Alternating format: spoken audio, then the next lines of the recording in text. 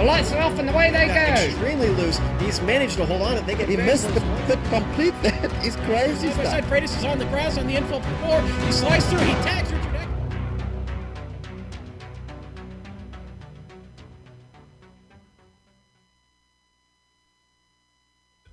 Off the southern tip of New York's Lake Seneca lies Watkins Glen International, which this afternoon plays host to a series that celebrates the 50th anniversary of an historic race car, the Lotus 49 World Cup Championship presented by Tidal Influence. The Glen was on the 1967 Formula One calendar. For our purposes, it's round 8 of 12, and all the action from green flag to victory donuts can be seen live as it happens here on the Global Sim Racing Channel. From the Empire State, welcome to GSRC's Countdown to Green. I'm Bill Soupzon. With me in the booth is our Lotus 49 aficionado, Joe Peak. Turning the knobs and pushing the sliders is our director, Amjad Yaman. And Dougie Beard is the camera guru.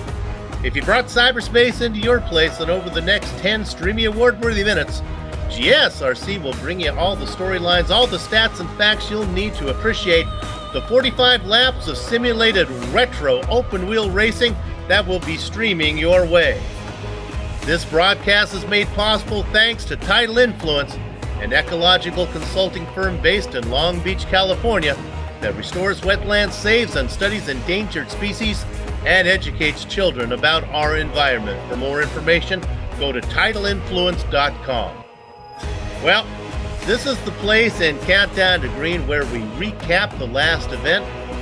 The race chart doesn't tell the whole story. Sure, it documents Frenchman Michel Dudignon going wire to wire for his first win in his first try, and Mick Claridge is running second the entire race. What it doesn't show is Claridge's handful of attempts to pass for the lead, or Norway's Orve Trengerade pestering Claridge for second, only to make a last lap mistake and hand that final podium spot to Michael Morrison of the USA. Now, Joe, at the risk of anthropomorphizing these classic race cars, they should be feeling pretty nostalgic as they've returned to a racetrack and a layout they've been at before. Thanks, Bill. And yeah, this series has run at this track countless times now. It's a favorite among the community. I do want to point out, though, this is a slightly different version from what the real Lotus 49 ran back in '67, which you see here wasn't added until 1971, when the boot section was constructed, the pit straight was moved, and the final two corners were changed from long sweepers to tighter bends. Even still, this just feels like a track perfectly suited to this car's. Fast straights and fast corners with very little runoff kind of makes it feel like we're back in time. Passing opportunities are here, but they're a bit more tricky than you'd expect. The draft is just enough to offer the chance to challenge, but not usually to breeze by your competitors. With 2.5 miles and only 7 turns, this looks simple, but keep in mind that even in 4th gear at the top of the S's, your car is breaking loose under power. Today's game will be all about bravery and throttle control, which I think is a big reason why this is such a popular circuit for the Lotus 49 crowd. And to give you a better idea of just what the drivers will experience, let's head over to the GSRC Lap Guide.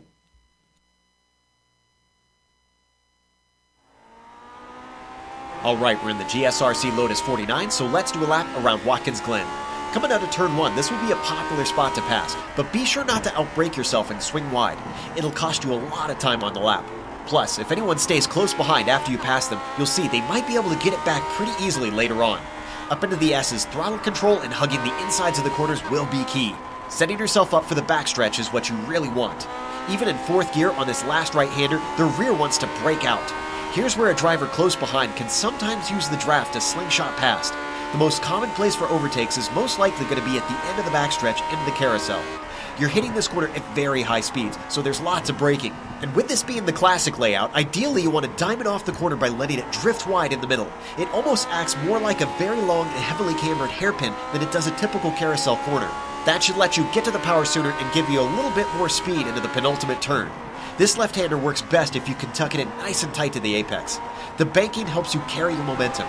Then, switch sides quick for the final turn. Getting to the power off of here will require a gentle right foot to keep from hitting the tires or spinning it to the inside. Hopefully you kept it all together and have now finished a lap around Watkins Glen.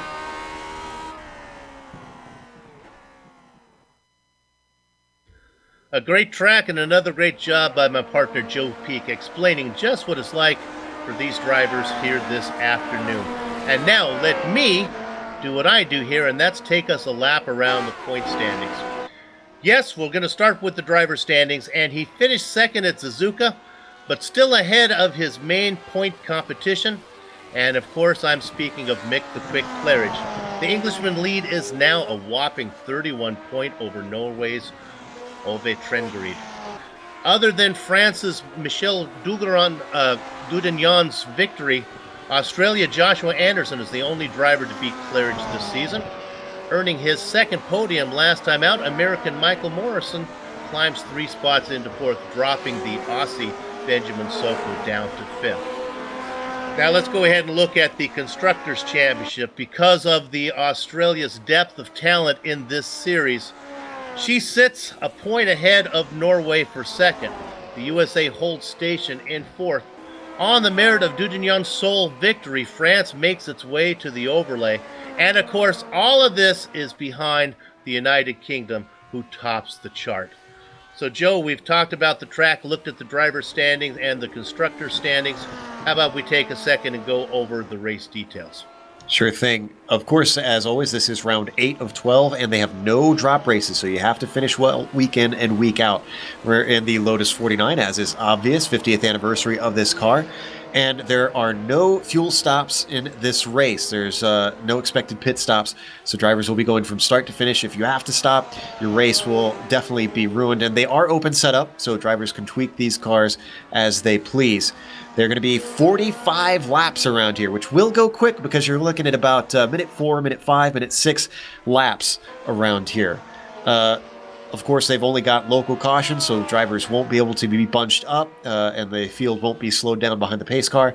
There is an incident cap. If they get 17 incidents during this race, they are removed from the track immediately. They disappear, so they have to keep it clean out there. There are no fast repairs. You damage the car, you're stuck with it, and in a place like this, which is very fast, you actually want to have as much of the bodywork intact as possible, or else you'll get a bunch of drag down the straights. Now, they do have points out there that they're fighting for, which you went over, and they're scored just like they were in 1967, but that's just for the Tidal Influence series, for the unofficial series that the drivers have organized here for our broadcast. They do still get regular iRacing points, which we don't cover. Weather today, let's take a look at how that is sitting. 81 degrees air temperature and 93 degrees track temperature. A little hot, but not too hot. Which is good because drivers will really want the grip up through the S's, which can really prove tricky in these cars. A lot of lifting up through there, Bill. First thing I asked when we got together here, I asked our director, Amjad Jaman, is he here yet? And Amjad said, I don't know. And of course, I was asking about Michel Dudignan, and sure enough, I can report that the Frenchman is back after getting a win last time out. And once again, Joe, he's faster than Claridge, but look at the size of the field today. Yeah, this is the largest field I think we've seen on air this season. They had more cars sign up for Monza, but that race split because they got so many. But I'm really glad to see that we've got 25 drivers out there today. And I'm not too surprised because this track almost always brings out big fields in this series. Sure enough, and all the big names are here. Dudignan, Claridge, Tengerade here again. Bruce Nelson is also doing very well in the iRacing points, up there sitting in 4th in qualifying right now. Just a few more seconds to go in qualifying. A nice field going on. A couple drivers haven't been able to put in time. Russell Hamilton not putting in a time yet. 25 names here on the grid. Joe, where do you make the pass here? We'll talk about it real quick before we... Well, let's go ahead and we'll call the grid out here. Qualifying just got done, yeah. Sitting on the pole, it is Michel Dudignan, Mick Claridge. Outside of him, Ove Trengerid and Bruce Nelson make up row 2. Row 3, Michael Morrison and AJ Koala Bear. Jack Olstad and Jorge Lopez Esposito in the 8th position. 9th and 10th, Simon Van Doon and Borja Janovic. Frank Oosterhuis starting 11th, Tanner McCullough in 12th. Then Billy Bob Wright will start the race in 13th, followed by Ben Zocco in 14th. Christian Starkov will start the race in 15th position. Sweet 16 goes to Brett Real. Then Chris Cavan starts in 17th, followed by Jeroen Ursum with a good qualifying for him in 18th. Eric Ash in 19th, and David Beatty in 20th. Hidden Blackjack, Christopher Winton. Hideki Kovisto, that's yours leader. Take that one for me, Joe. You're so good at it. Hideki Koivisto. Covista. Okay, Daniel Vinchek back there in 23rd position. Gary Anderson in 24th. Russell Hamilton, our last driver. Okay, 25 names on the grid. We'll see how many on the list. We'll see how many actually grid up. Looks like Hamilton is out there as well. Big field. Our biggest field, as Joe talked about earlier, biggest field that we've had on the air for you guys. Let's go ahead. 45 laps here at the Glen on the classic layout. Round number 8 in the Lotus 49 World Cup Championship, powered by the good folks at Tidal Influence. Frank Osterhaus gives the name. Comes across, says, time to go. Yes, Frank, it is. Eagerly awaiting that flag man to get them going. The drivers impatiently revving their engines. Now they all start to harmonize. The lights are up. The lights are off. They smoke away. Gather up the chickens. Take cover behind the cows. The horses are out of the barn. And the Frenchman, Michel Dugignan, leads them down into the first corner ahead of Mick the Quick Claridge. Side by side. Losing a spot is Snelson as Trangerade going to fight on the inside. It looks like Snelson was going to do it, but he has to fall back to where he qualified in 4th. AJ Bear in 5th.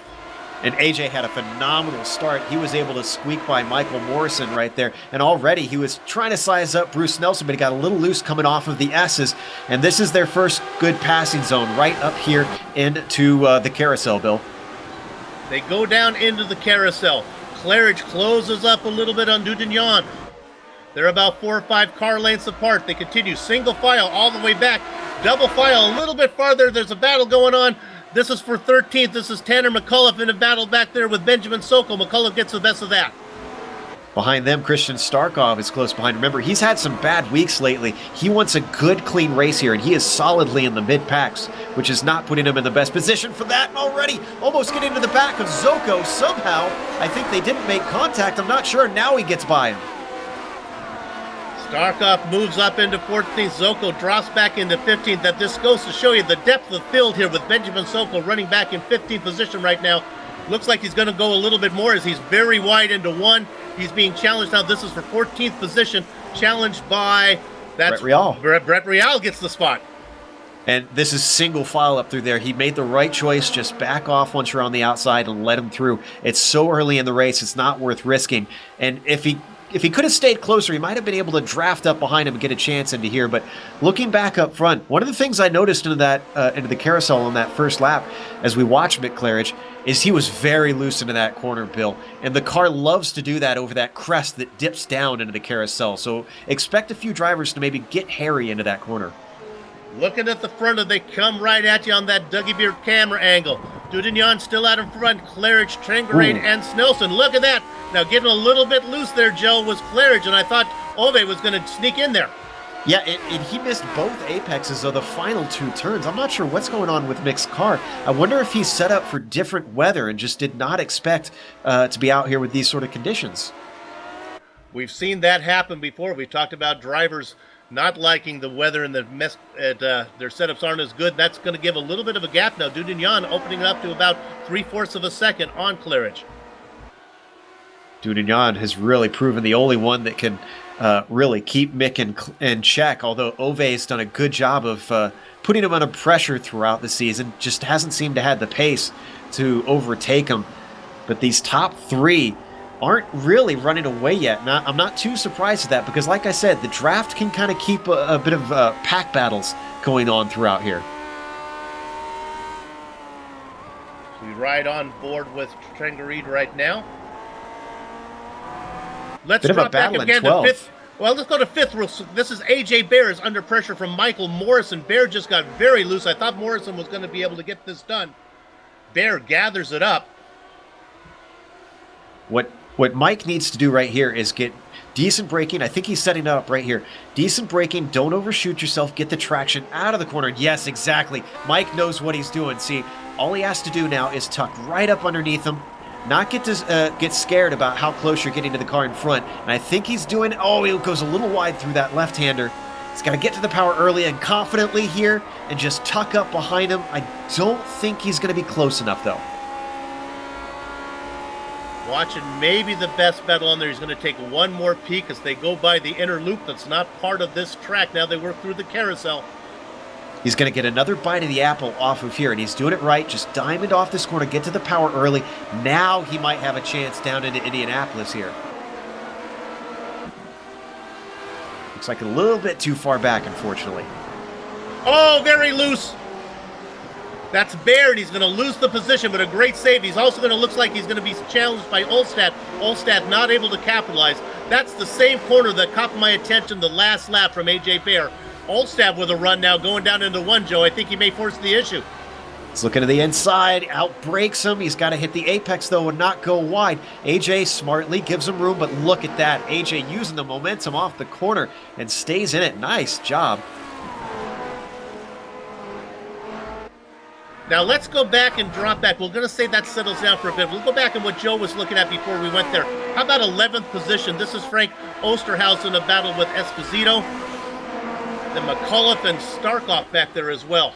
And we'll see if something happens here, but Chris Caven had a big moment going into turn one. We might want to get a replay about a minute ago. These guys are just hanging single file except for that little battle behind them. So why don't we see if we can dig up this replay of Chris. It looks like, I think he just missed his brake marker and wasn't actually trying to pass here. You can see he sees it happening early, just takes to the inside to dive away. And yeehaw.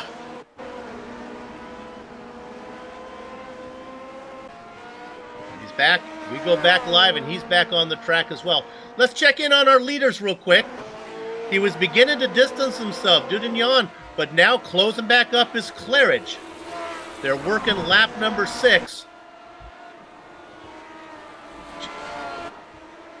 Joe, with 45 laps, I guess we talk about it every week, and that's just for new viewers. These tires are hard.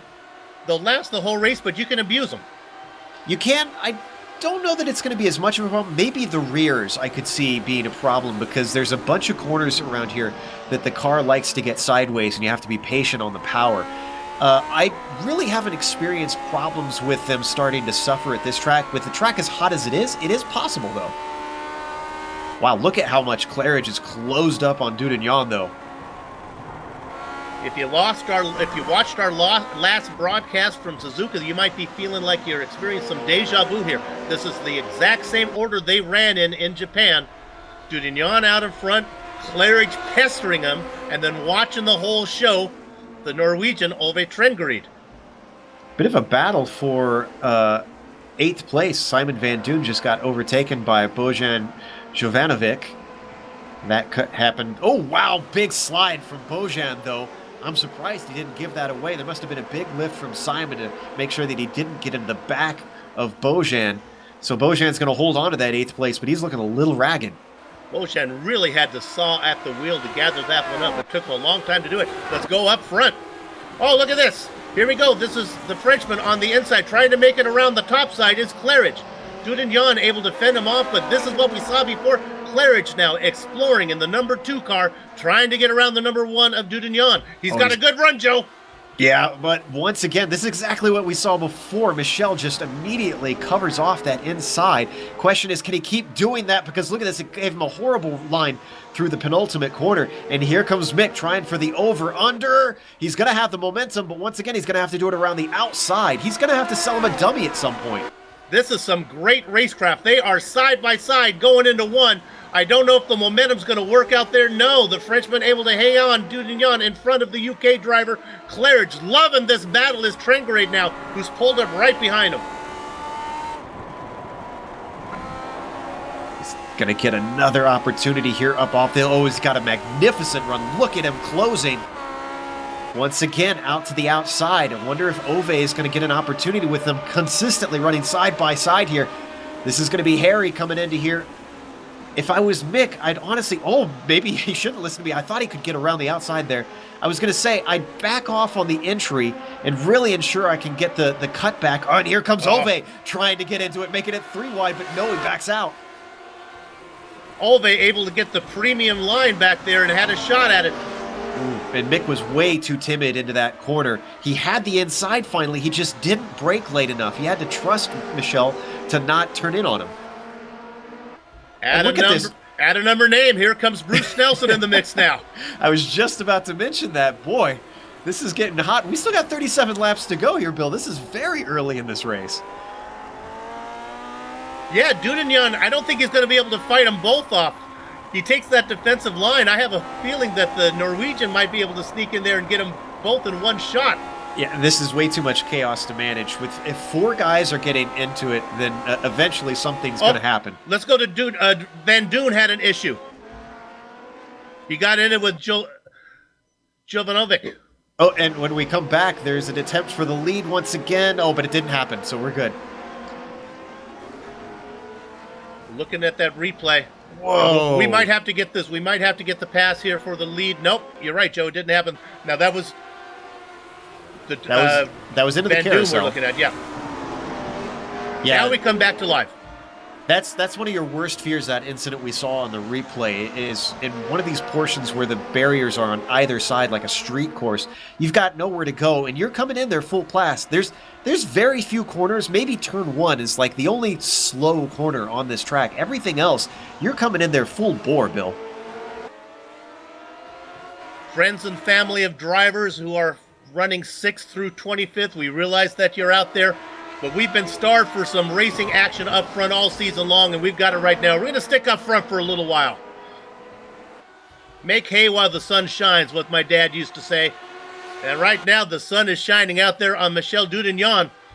But how long can he stay defensive? Look at him weave back and forth. Again, one more try on the outside. It hasn't worked the last 3 tries. He's trying so hard to get that power down. Oh, he almost held the line and forced Michel. And this time he's got it. Look, and he's got the run off of it. He's got to be so much braver on the brakes to get this done. This time he is. The car comes out from under him, though. He's still holding on, Bill. Still side by side into the final corner. And maybe the momentum this time. He's getting that Lotus wound up. On the inside is the Frenchman. On the outside is diving in. Now here we go. We got it moving to make the pass. The Frenchman able to fend off one more time as Claridge has to go around the top side. Mick is just trying to do this by pure muscle and just outgrip him around the outside, get the power down. I thought for sure he had it done. Credit to both of these. This is like watching Titans fight. This is incredible. Look at the run now. Now he's going to try to get to the inside. This is the first time this has happened. I wonder if Michel's finally given up the ghost, realizing that he just needs to slot into this pack, and this is a different style of racing. This is a Talladega-esque sort of race for him now. He lets him by. He stays right on him. Look at the run. He gets out of the carousel, though. He's going to have to be. He's on the outside. Bill, I don't think this can stay going for 35 laps. Something is going to go wrong between these two. Claridge does a great job of keeping the car straight as he put the left sides on the rumble strips. They come around the final corner. Claridge will have the momentum. Oh, he tried to come across him. He wanted to duck off to the inside. Now he's got it. Look at him. He immediately goes in front and cuts him off so that he can't dip inside into the 90. But he gets a little bit loose out of one. Now with another run, here comes Dudignon, but he backs out. All still line astern, Claridge, Dudignon, Trancarates, Snelson. I think the person best positioned here is Snelson. As long as these guys keep fighting, he's not going to lose track of them. Oh, and a great run from Michel. Oh, my goodness. He blasted out of a cannon. And he sucks the Norwegian right with him. Now they have one more time, 2x2 through the carousel. Claridge gets it really over to the right. The car gets a little squiggly. In all of this, I was just about to mention that Mix is the only car that really seems out of sorts going through these corners. Both Ove, Michel, and Bruce are all very solid heading through there. So it seems like Michel's really the only one struggling for handling. And Ove has been back there being able to take the preferred line every time while the guys up front have really been working. Dudignon, Claridge, and Trengray. Go ahead, Joe. I was going to say, correct myself, Mick is the only one struggling for handling, not Michel. Yeah.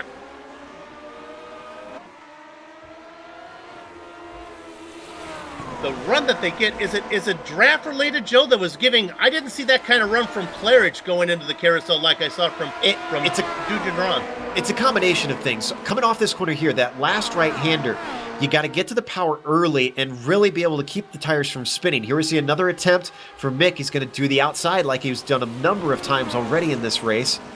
He's going to try and hold on. His car just, it looks like it wobbles everywhere, all while Michelle is just solid as a rock down that inside line. This time it didn't work. But yeah, to shoot off that corner, the draft helps. He's going to try around the outside again, but it's all about traction and getting to the power as early as you can. And now we got Ove trying to get into it. We'll stay with this lead battle for just a touch longer, and then we will review some of the back markers here. Hopefully, we have a hunch, Joe, as long as they can stay off the Armco, this could go on for a while. Yeah, it's that's the big thing, is who makes a big enough mistake that it all goes south. And so far, none of them have, but we still got 32 laps. Like I said, with them going side by side this much, I don't see it lasting the entire race. Probably the best view, the most expensive ticket. We're on board right now, and that's from Bruce Nelson. Got a great run there, does Mick, to the inside once again. And yeah, I think Michelle's starting to understand the game now. He's backing off. And oh wow, he was able to get a good launch coming through the carousel, but he just had nothing to do with it as the momentum got halted by Mick. If they can just behave a little while, they can turn this into maybe a 3-car battle. I think Trengerade has the speed to stay with them. All right, let's go back to 6th position. This is Ulstad in a battle with AJ Bear. It was a little closer than it was right now. Ulstad beginning to pull away. Qualified 7th, he's up 1 spot. Bear qualified 6th, they're back 1 spot. So they've just swapped places in the running order. And remember, this is important because that's for a points position. So that's why those guys are going to fight a little bit harder than others, at least if they value the Tidal Influence Championship. Stay on the board. Let's go back a couple more spots. We'll look at this battle with Billy Bob Wright. Racing back there, being chased by Frank Osterhaus.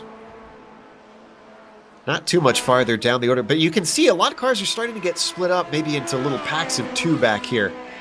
Which is interesting. I would expect them to maybe be a little bit bigger groups and big chunks, but I guess everybody's on such a different pace in this car as we see a little bit of a move to the inside from Billy Bob, but nothing doing down into the carousel. Side by side coming off the corner with Ulstad, though.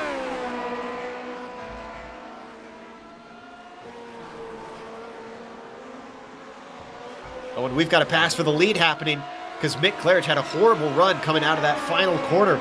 Michelle is going to have to go around the outside down into the 90. We've seen guys be able to carry that momentum. Can Michelle do that trick? Just barely. Oh, it's going to be tough to decide who gets in here. Oh, side by side into the S's. This is really going to slow them up, Bill. Yeah, watch out for Trengerade now. He has a great run through. He has the preferred line. If he wants to force the issue, I think he can. Will there be any track room for him to go? Oh, no. Oh, they're going to go 3 wide potentially here. And Trengerade, he's smarter than that. He stays out of it. But man, Michelle and Mick were forced all the way down to the inside. And Claridge is loose. Trengerade got boxed up behind him. That's let Snelson now get his nose in there. Whew. I know we want to try and cover the back, but I don't know how often we can be pulled away from these guys. This is incredible stuff. Ove had the run. He just had nowhere to go. The problem is, and we're seeing this both with Michelle and Mick, is as soon as one of them gets ahead, even if Ove gets ahead of them, nobody's going to be able to pull away. They're just all being sucked right up back to the other person, and the fight is just going to cycle through. So Snelson, yeah, he's being the smartest of all of these guys. Just hold back, just let the draft pull you along, and wait for something. Get aggressive maybe in the final, maybe 10 laps.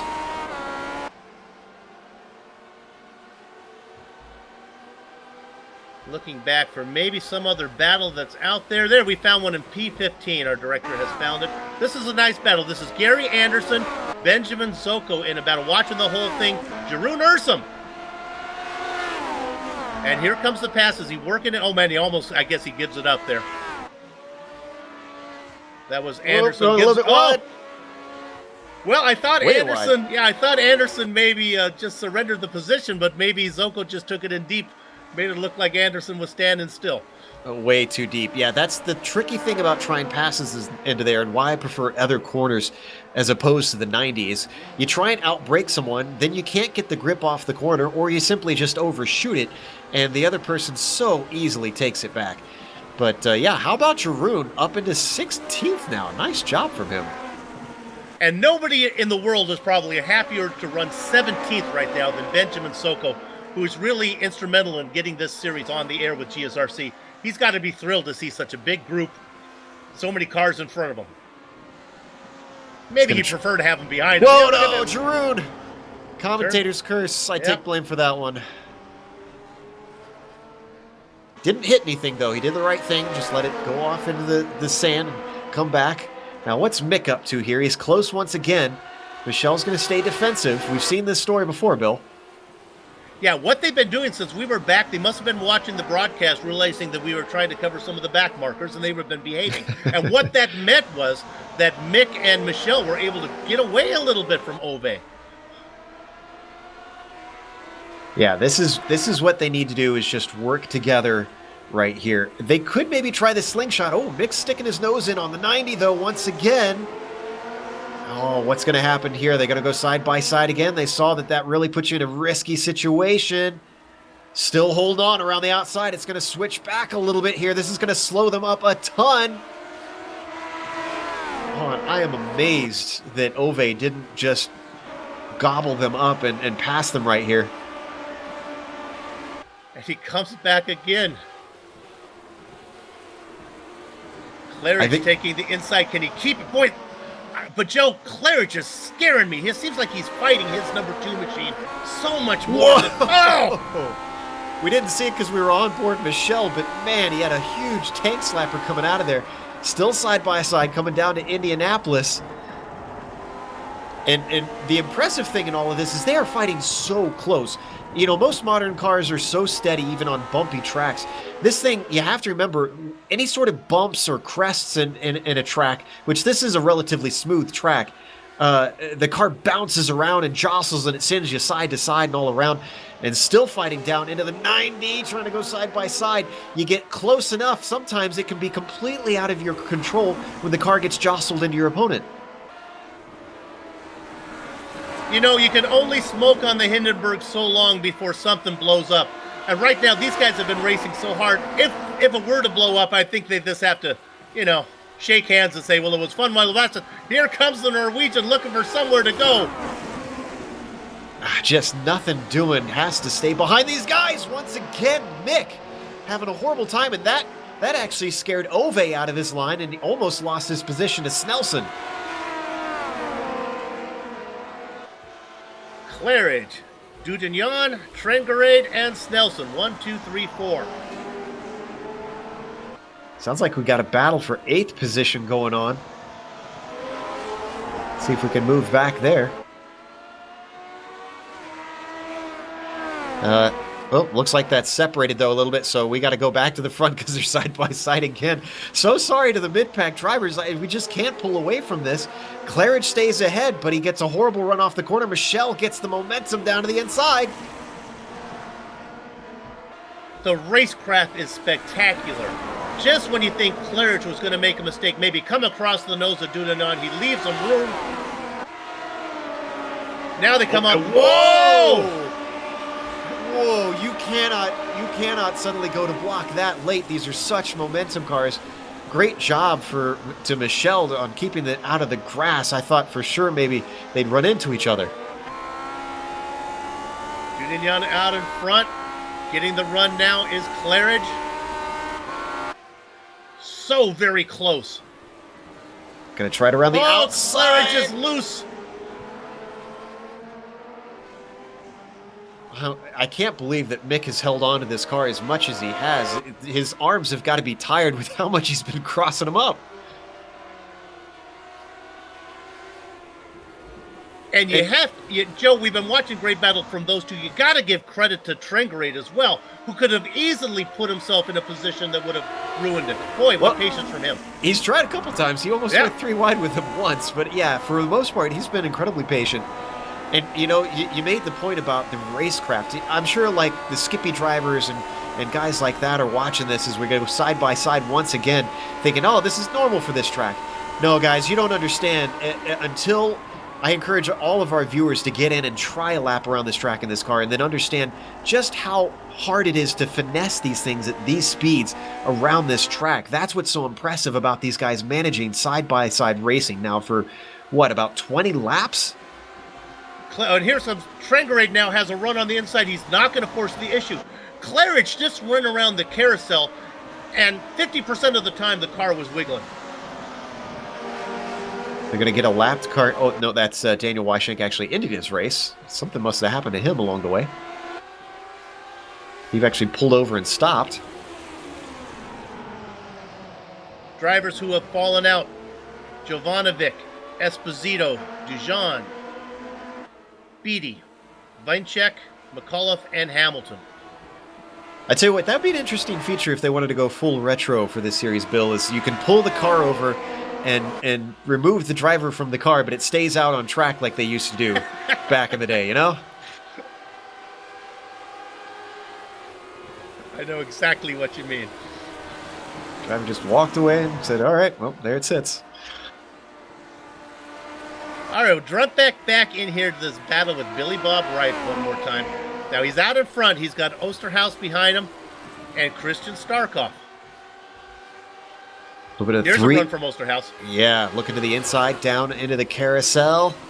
We've watched how other guys are handling. Oh, he's way too shallow into there, though. Manages to get it slowed up in time. Nice job. Question is, can he get the run off the corner here? You can see he's fighting the car now. He just washed way too wide and just hands it right back. Osterhaus probably could have held his breath longer than he held that advantage, but gives it back to Billy Bob Wright. Nothing going on up front right now. It's stretched out a bit so we can do a little bit of business back here in the mid-packers. How about 13th position, Hideki Koivisto? Save you from having to say that one again, Bill. Thank you, Joe. Got Benjamin Zoko with him. We were watching Ben earlier. Oh, wow. Brave move down to the inside from Zoko. Gets it done. Qualified in 14th, up one spot. There was a battle in 6. Is that what I was hearing? Yeah, Jack Ulstead, AJ Bear? Yes, Ulstead and Bear still running, I believe, in the same order. Bear's been stalking him for a while, and you never like to be stalked by a bear. Well, Ulstead's the one holding the points position, so AJ's probably feeling a little ravenous, wanting to grab that away from him. He's just hunting him right now, holding position as they come around that final corner. The key, and this is true on every track, but it's especially true here, Bill. The key to good, quick lap times around here is being nice and smooth and in control. The less wheel spin, the less you're fighting the car, the faster you're going to be. Unless you're Mick Claridge and somehow you magically can wheel a car around mostly sideways. Let's go back up front for a minute. They're side by side through the carousel one more time. Yeah, I know we've seen it a lot, but one of these times somebody's going to end in tears right now. That's Claridge out in front, nipping his nose in there is Dudignon. He's going to have the preferred spot. Does he force the issue into the left-hander? He's going to force Claridge wide. Trengrave was a good run out of there. If I had to make a prediction of how it's going to go wrong, I would say that Mick at some point is going to try to catch one of these slides, and Michel might be a little bit too close, or Ove might be a little bit too close, and he won't have enough track between himself and the other car to try and save it. At least that's what I would assume would happen, but we'll see. We got 20 laps to figure it out. Boy, you can see Claridge take that defensive line out of the main straight, and he's able to hold the position, but then he loses so much at corner exit now. Trengrave with a huge run this time if he wants it. That was gutsy, sticking his nose in, because naturally the car wants to track out all the way to the wall there. Here he comes, Trengrave! 3 wide down in the carousel. He backs out of it.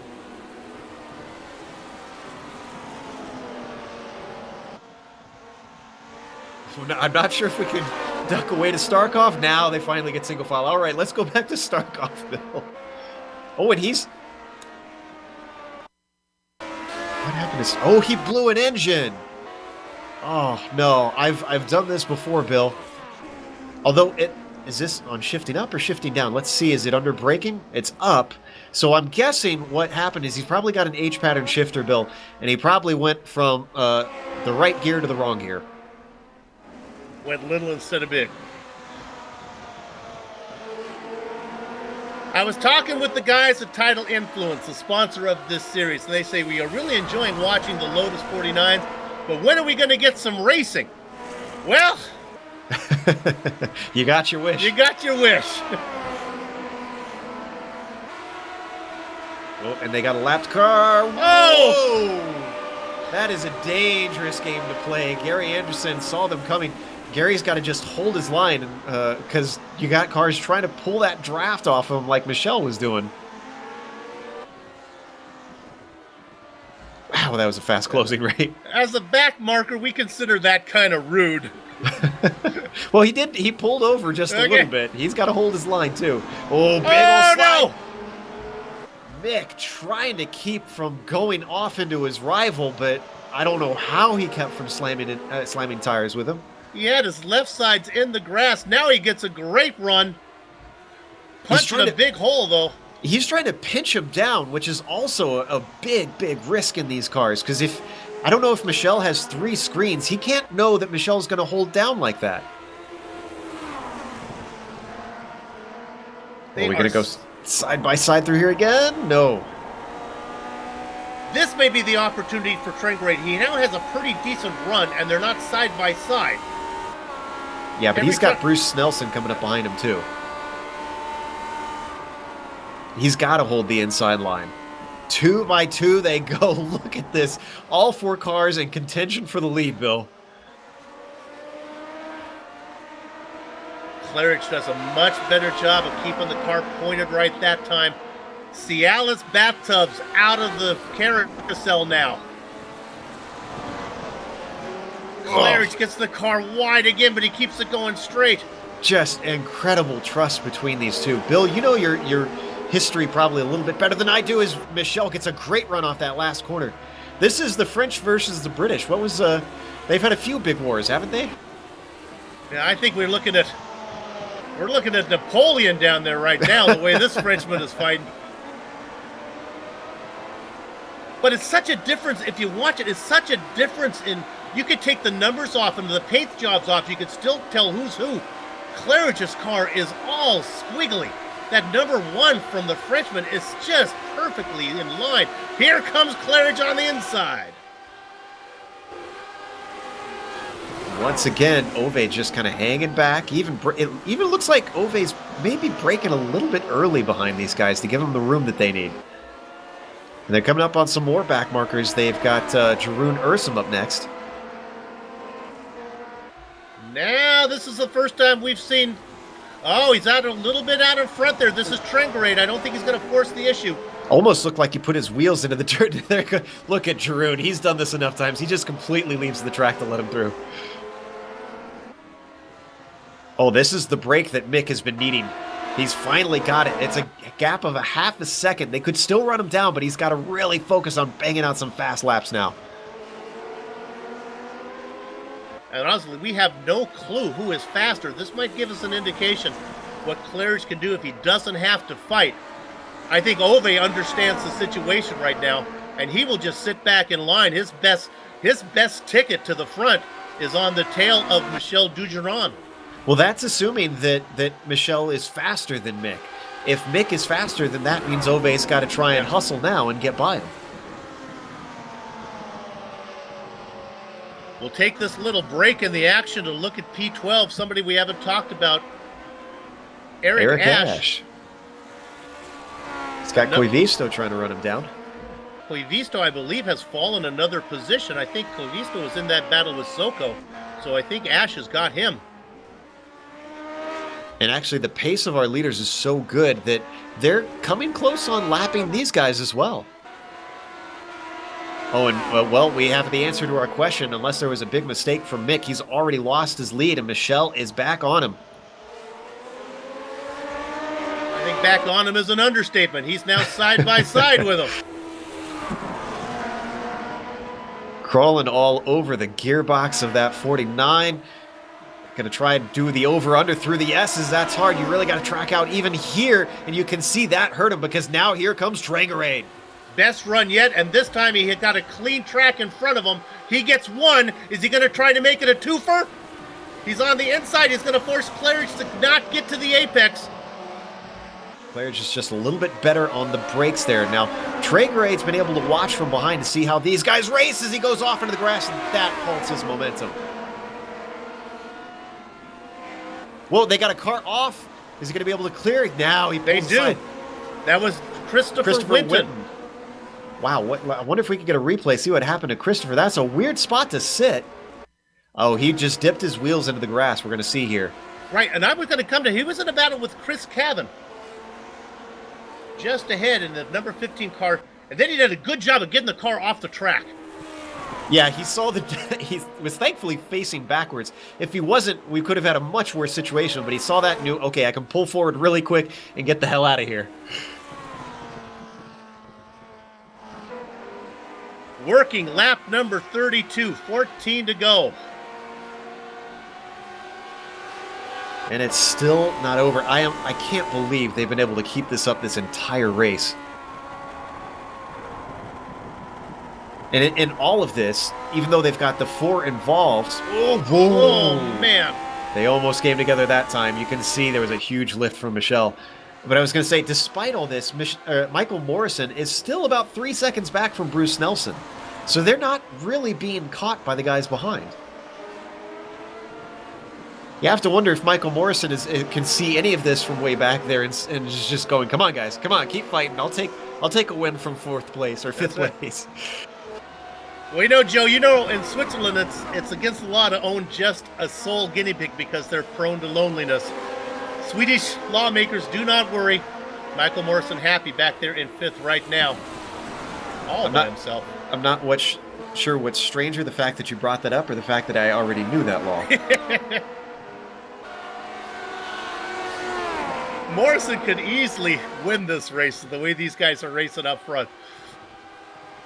I wouldn't put it past the possibility of happening at some point, but I wouldn't bank on it either. Closing up once again, 13 to go, which means we're less than 15 minutes left in this race. If you want to think big picture, Mick Claridge has a huge lead. The points really don't matter to him. Dudignon has missed the first half of the season. Points really don't matter much to him. He's right behind Mick right now. Trengrave would like to get a win, so he would be aggressive. Oh, Snelson has lost it. He barrel rolls into the tires. And I think what happened here is, oh, well, no, it looks like maybe he had a hardware issue because he just kind of goes straight into the wall. I thought maybe he got loose, but no, he just kind of plowed through. You know, he blinked for me right before it happened, so maybe, yeah, the car just... Blue screen of death, maybe. Yeah.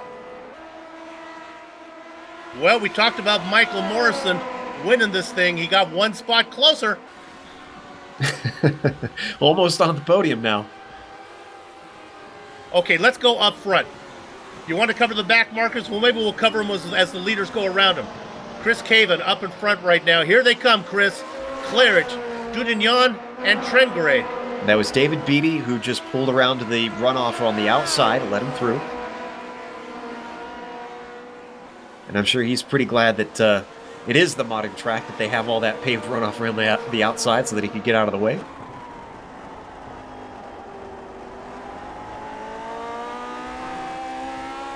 Leader's pass right comes over from Chris Calvin. I'm guessing he's also going to take to the runoff here. Yep, look at him stay wide. Nicely done from Chris. That's a bear claw. One of the things we teach in the meetings is not only learning to race on the racing line, but if you're a back marker, you have to be able to get out there and race off the line. That's one of the things you want to practice. And thankfully for these guys, they really don't throw around marbles, so there's not as much of a worry for him doing that. All right, here we go once again, Bill, for the lead. And they punch a big hole back there for Trengrade going into the carousel. Oh, there's the touch, and he saves it. But how much damage does he have? It looks... I'm trying to take a look at his right front. It kind of looks askew. Trying to find where the contact was. I really think it was rear tires. It's a little bit of net code from what we're hearing. But he lost it to Trangarade for about a corner, and then he got him back coming out of the penultimate turn.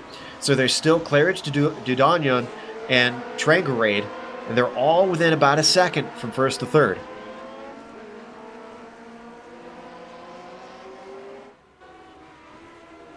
Oh, and this battle that was for the points is now for fifth, Ulstead and Bear. Oh, wow. That chops off the nose of the Bear. Well, that was some trust. I would have given Bear a little bit more room, but then I guess I'm not as aggressive a driver as Jack. I think Bear will think twice before he puts his snout in there next time. Running now, he has a good run as he chasing down Ulstead. This is what we've seen. Let's see how these guys negotiate the carousel, and Bear's just going to wait a bit. Bear, I think after that incident, he was a little bit more timid. Oh, but a big wobble getting into the corner there from Ulstead. He's going to get another bite. He's right up on top of him. Jack tries to try and stay in the middle of the road, and AJ's not gutsy enough to stick it down the inside. You see AJ working both sides of the track. Now we're looking back at P7. That's Billy Bob Wright. That's Osterhaus giving him a run. Nothing doing. Down into 6.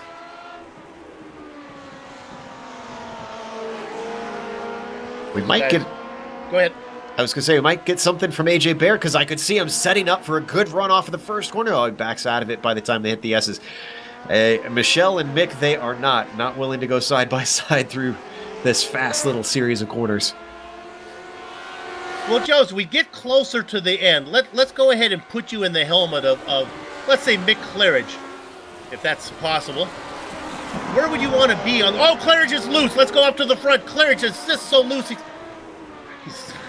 He's doing it to me. My God, I thought the car... Look at the car is still wiggling. Yeah, I think my guess is he did not set the car up for this weather. And we're going to get another go from Michelle down the inside. We've seen drivers get the grip off the outside of the corner. He gets a little bit of it, but they're dead even coming through here. You can cut him off if he wants him to. Gives him a little bit of racing room. But going to be Michelle McOve. Well, I think any question about how damaged the car was is answered there. He's pretty quick as they get around the Deque Coivisto. He's going to slingshot past. He was nice and close coming off of that final right-hander. And he clears him.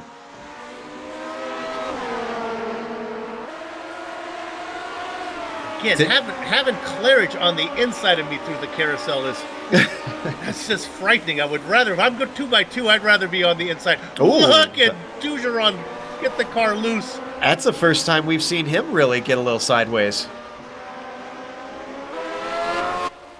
So, wonder if that maybe there is the slightest bit of damage that's affecting the handling on Michelle's car. A lot of noise coming over from Ulstead. I think maybe a thank you to Jeroen Ursel for letting him around. It was just back markers communicating. Speaking of which, we got another one. Eric Ash up ahead of these guys. Is he going to lift on the back straight? He's not fighting anyone, so he could if he wanted to. But if he doesn't, he might halt their exit speed coming off of the carousel. Eric Ash racing in 11th. Last car on the lead lap. Oh, yeah. Oh, Claridge is really... All right, I got to just stop getting excited by what I'm looking at Mick do. Well, the unfortunate thing for Michelle is just he has to lift. He can't really risk trying to stick it in if he starts to spin to the inside there.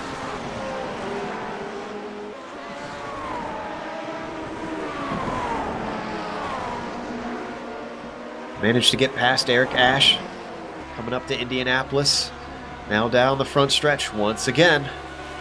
They're working lap 40. 6 to go. Got one more that's ducking off to the side. That was Daniel Weishank. Weishank several laps down.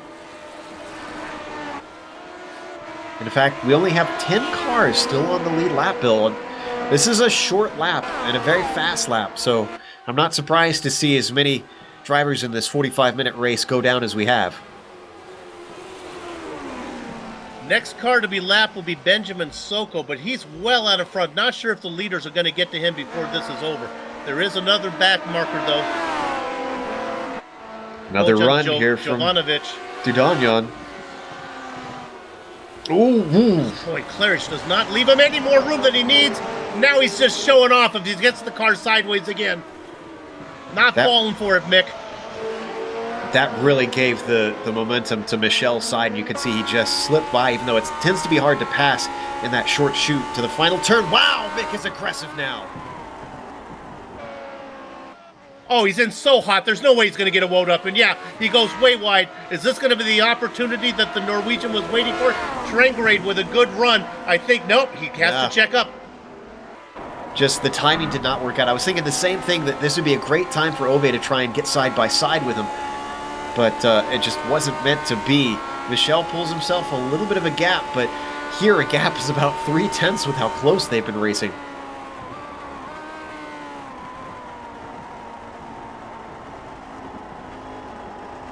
They work through the carousel.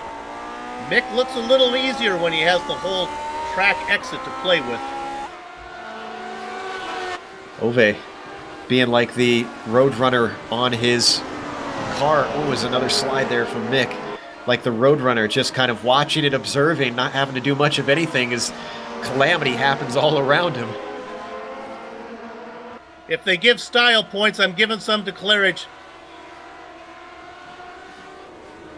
That car has just been run ragged this entire race. Oh, and they've got lap traffic in the absolute worst spot. Bojan, okay, big lift. Yes, beautiful move by Bojan. Let them through at the right time.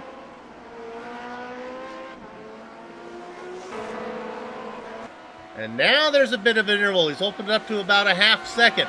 We're talking about Dudonyan. And right now, this is the closest battle other than for 5th place between Ulstad and Bear. Everybody else is really getting themselves some space on the track, Bill. And we see them on screen, still fighting for 5th. And Bear still hasn't been able to get by him. And that battle has been going on, as far as time-wise, just as long as the battle up front as he looks. Look at Bear trying to peek out. Is he going to try to get it done on the inside? Can he get the picnic basket this time? I think he's got it. I got it. Nice move, just sidled up the inside. Can he get the run off the corner, though? You always run that risk. You have to try and let it swing a little bit wide, not too wide, as he's going to stick his nose in. Olstead wants it back. That's your top Australian driver out here right now and your top U.S. driver. Olstad running in 5th for the Stars and Stripes.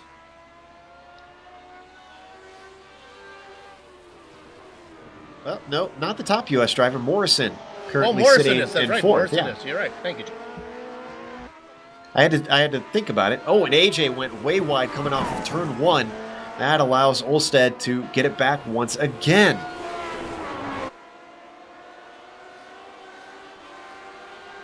And we got the lead up for grabs one more time. Nick Claridge not able to do it. They're working lap number 43. 3 to go. As they come across here, it'll be 2 to go. Now, Joe, it starts to matter where you are. Yeah, and we've seen Mick do this twice now, where as soon as he knows he can, he ducks down to the inside to force Michel around the outside. He knows that Michel loves to defend that inside line and is very good at it.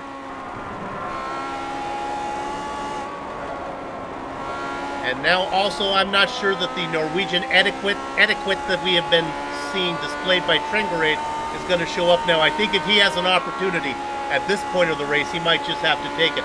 Claridge defending the inside, then drifts over a little bit. Yeah, at some point, Ove's got to turn into a Viking here. He's got to try and get a little bit more aggressive. He's holding on to the back of them. He's in a good position. Doesn't seem to get the bite off of the corners that these two are, despite how hard they're battling. Claridge fights it, comes across, gives a little bump to Dujinyan. Dujinyan fights back. Claridge can't get to the apex. A good run from Trengarade, but I don't think so. Last lap.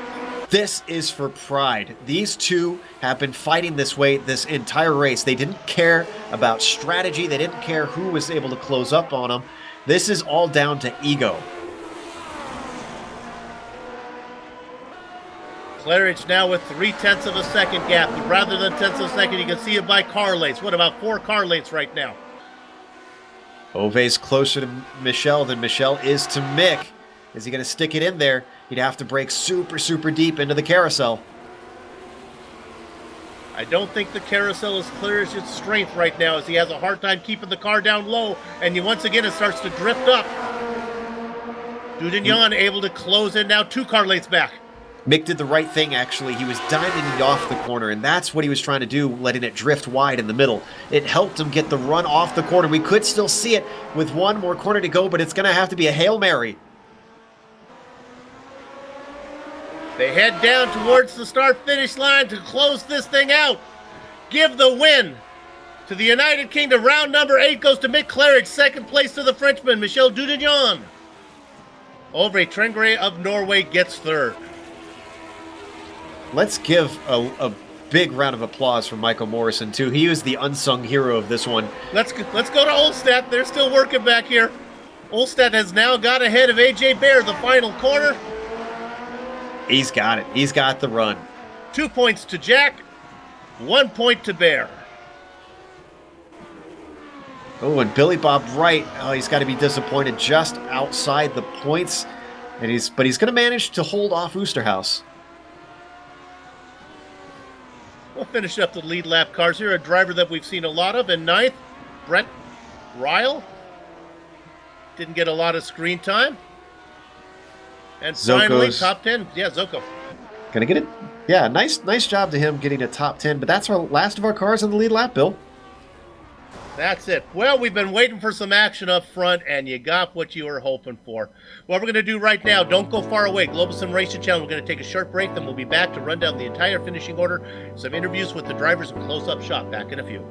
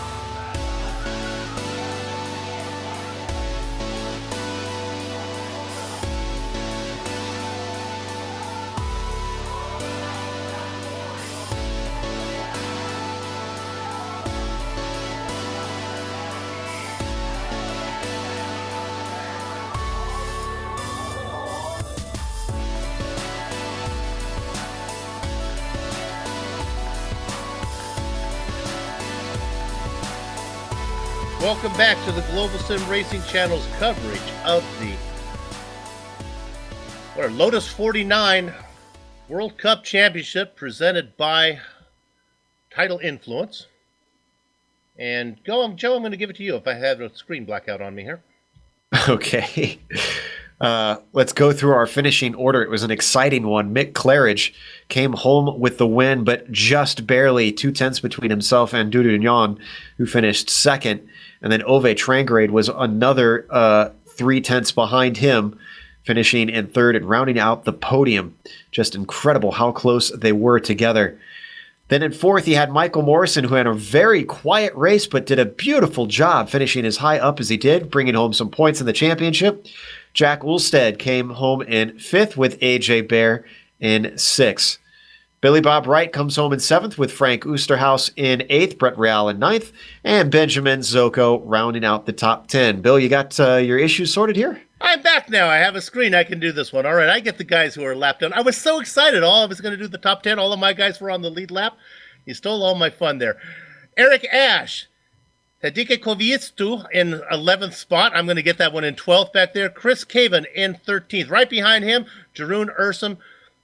Christopher Winton behind him in 15th spot. 16th, all ribbons and curls, is Gary Anderson. Bruce Nelson had a hardware issue, going to finish in 17th spot. 18th, George Lopez Esposito, right ahead of Borja Jovanovic. Christian Starkov had a tough one, finishing in 20th position. Dave Beatty behind him. Daniel Vinchenk in 22nd position. Simon Van Doon behind him. 24th and 25th, Tanner McCullough and Russell Hamilton. Do we have, it looks like we have no interviews today. Do we have anybody? Oh, we do. Oh, there we go. We'll let Joe talk to our race winner here, as Mick the Quick Claridge was able to get the win. Let's go ahead and bring Mick in. Go ahead, Joe. Mick, you really had to fight for this one. And one of the things that we really noticed while watching you and Michelle fight was that your car seemed a lot more nervous, and you seemed to get sideways a whole lot more. Were you unhappy with the way the set worked with the weather? Oh, hi, Joe. No, the set was fine. It's just my right foot. Just on my limit, you know. But no, I like a low power ramp in the car, so I like a lot of bite off the slow corners, and it hurts you when you're trying to catch someone, because you always inevitably put your foot down too hard and it just snaps on you. But that's the way I like it, you know. Now, we kept saying up in the booth as we watched that fight that this can't go on for the whole race without an egg breaking. Were you at all nervous going side by side that much about you guys making contact? Yeah, because we both got single monitors, you know, so I'm like looking left and looking right out of the screen, you know. So, but no, we did touch in carousel. There was a little wheel touch there, so I did push him wide in one section. But that was it. That was all we did. But no, we don't mind. I mean, we race so hard in these cars now, you know, that I don't think we care if we do crash, as long as we race hard, you know. I don't want to sit behind someone, and nor does he, you know. Yeah, and that honestly makes it all the more impressive that you both had single monitors doing that. That just is incredible. We did catch that contact on air. Now, next week is going to be a very different track with us going to Laguna Seca, where passing is definitely very hard to do. I'm assuming if Michelle shows up again, you're going to be focusing on getting the pole so that you don't have to worry about trying to get past him? Oh yeah, definitely. But he's super quick round Laguna. He's normally got half a second on me around that place. We've only raced there a couple of times, but it's been tough for me, that track. But you know, let's see how it goes. Well, congratulations on the win, and thanks for giving us a hell of a show out there. Yeah, cheers, mate. That was Mick Claridge, our winner for today. I believe Bill has caught up with Ben Zocco, who came home with a top 10 today. Benjamin, you started 14th. Let's go off early. You fell all the way as far back as 17th there. What was going on early on? Yes, someone up ahead lost it in the S's, and I really didn't want to hit them, and I spun not trying to hit them, which was okay because I didn't hit them, but I ended up against the railing on the inside of the second part of the S's there, and I had to let the whole field go through before I could spin around and keep going. Well, then little by little from there, you started picking them off one by one, and eventually you found your way up into the top 10. Yeah, it was good to get back up into the top 10, and I was actually behind Brett when I had the spin, and I could see I was catching him nearly a second a lap, and I thought I've got just enough laps to get up, but I was like 20 seconds behind him after the spin, and I managed to pull it up into 10 seconds behind. So I think I had enough pace to maybe challenge for a point today, but just had to avoid that spinning car. You and Jack Olstad are instrumental in getting this series broadcast here on GSRC. You had to be happy to see such a nice big field today. Yeah, really glad to see 25 participants today. Thanks everybody for turning up. And it was still a good race for me, but every time I caught up to someone, they kind of let me past. I was hoping to have a bit of a battle and put on a show, but I think Mick and Michelle were doing a good job of that up front. Well, one of the rules we teach is don't take out the series organizer. That's always a good rule for iRacing. So you're probably a little bit of you're coming up there. They know your reputation, so they want to let you by. Yep, that's what it felt like today. People were just moving over for me, but so thanks to those guys. Thanks to GSRC, and thanks everyone for participating. Thank you, Tidal Influence. Yeah, Tidal is going to be very happy with the show wait till you get to watch the broadcast. You're going to enjoy the show that the front runners put on today. It was something to watch. Awesome. All right, Benjamin Soko, your top 10 finisher today. Looks like we got one more to talk to. That is Frank Oosterhuis, was just up the road in 8th. Didn't get any points today, but he had a great fight from Billy Bob when we could at least peel our eyes away from the lead to catch it. Frank, I'm sorry we didn't get you more screen time, but it looked like you and Billy Bob had just a great battle. Yeah, it went on and on all race. It was crazy. How much was the draft worth out there? I knew that it was going to allow cars to suck up pretty well, but it seemed like it was still very difficult to try and get side by side. Pretty only works uphill, but my gearing was a bit short, so it was kind of hard to pass him on there. Yeah, and speaking of your gearing, with this being open setup, how do you go about that? Do you customize it personally? Do you grab one from someone else, or what's your preference in trying to set up the car? I mostly run with the setups by Over. They suit me really well. And they certainly suited you today, getting you up to a top 10. Sadly, not in the points, but thanks for coming and talking to us, and good luck at Laguna Seca. Thank you. That was Frank Oosterhuis, finished 8th today. Bill, I think it's time to put a bow on it. Yep, that's going to wrap it up for us. Thanks to Jack Ulstad and Benjamin Soko for promoting and organizing the Lotus 49 World Cup Championship. Thanks to the guys at Tidal Influence, an ecological consulting firm based in Long Beach, California, that restores wetlands, saves and studies endangered species, and educates children about our environment. For more information, go to TidalInfluence.com. Thanks to the software and hardware that we use for our broadcast. You can see those listed on your screen. Additional thanks to our musical contributors, Eric Ekholm and Casey Lalonde. You can find their music at the websites listed. Next race at Laguna Seca is going to be for 24 laps on May 14th at 5:30 p.m. Eastern. It's a very tricky track, but it suits this car very well. If you'd like to find out more about GSRC, you can find it at globalsimracingchannel.com. We're also on Twitter at GSR Channel and Facebook at /Global Sim Racing Channel. Finally, on behalf of the man whose voice you just heard, Joe Peak, our director Amjad Yaman, our camera artist Doug Beard, I'd like to thank you all for watching. And a special happy birthday to my older brother Mark. We were born a decade apart on this very date. Happy birthday, big brother, and sorry for stealing all the attention on your 10th birthday. But, it's been over a half century ago. Time to let it go. All right, with that said, we're off to have some fun storming the castle. So until next time, race clean, race hard, and we'll see you on the track.